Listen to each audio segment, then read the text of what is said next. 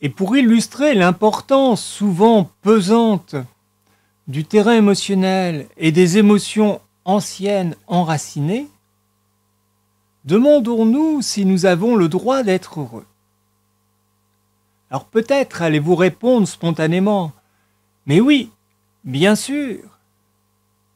Mais du point de vue de l'inconscient et des archétypes que notre expérience nous a fait faire nôtres, ce n'est pas du tout si évident. Nous pouvons en prendre conscience avec les exemples suivants. Si j'ai été élevé dans une atmosphère triste ou malheureuse, je pourrais avoir tendance à penser qu'il faut que je reproduise cette atmosphère tout au long de ma vie, par fidélité à ma famille ou par fidélité à l'image que j'ai construite de moi en étant enfant. Au niveau des études ou au niveau professionnel, on rencontre souvent des personnes qui ont mis inconsciemment en œuvre des stratégies d'échec pour ne pas dépasser le niveau d'études ou le niveau social de leurs parents. Au niveau de la santé, certains déclenchent des maladies au même âge que leurs parents. Il est prouvé aussi que d'autres ne s'autorisent pas à vivre plus âgés que l'un ou l'autre de leurs parents. Arrivés au même âge, une maladie ou un accident va provoquer leur décès.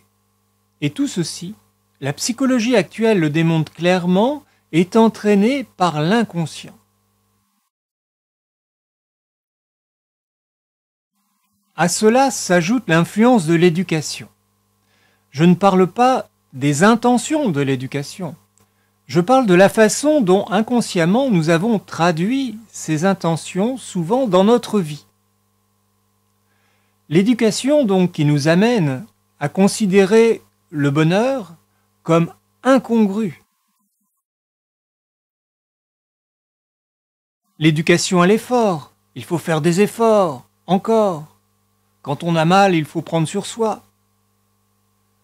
Tu peux faire mieux. Alors ces phrases peuvent très légitimement s'appliquer dans certaines circonstances. Simplement, dans ce qu'on a compris de l'éducation, souvent, elles sont tellement présentes que l'on peut aller jusqu'à chercher à avoir mal ou à faire des efforts, non pas parce que c'est justifié, mais simplement pour nous approcher de l'image que nous avons d'une personne bien telle que l'a définie notre éducation.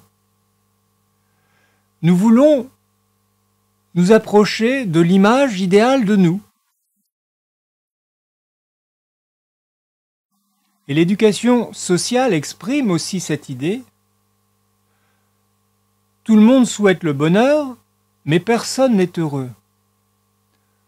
Pourquoi pourrais-je l'être moi? Pour qui est-ce que je me prends? Et l'éducation morale, elle, nous culpabilise.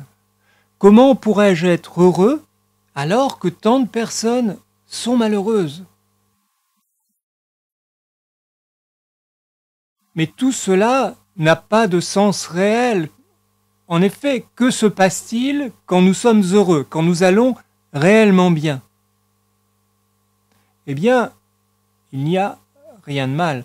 Au contraire, si nous sommes heureux, si nous allons bien, nous sommes beaucoup plus en capacité d'aider les autres.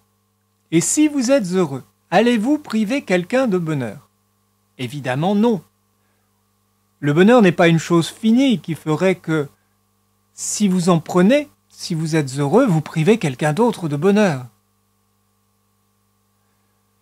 Alors cette question du droit au bonheur est vraiment très importante, il faut l'avoir en tête, car à tout moment, même après de très belles avancées, cette interdiction d'être heureux que vous pouvez parfois ressentir en vous peut-être, peut vous ramener en arrière. Je vous dis à bientôt.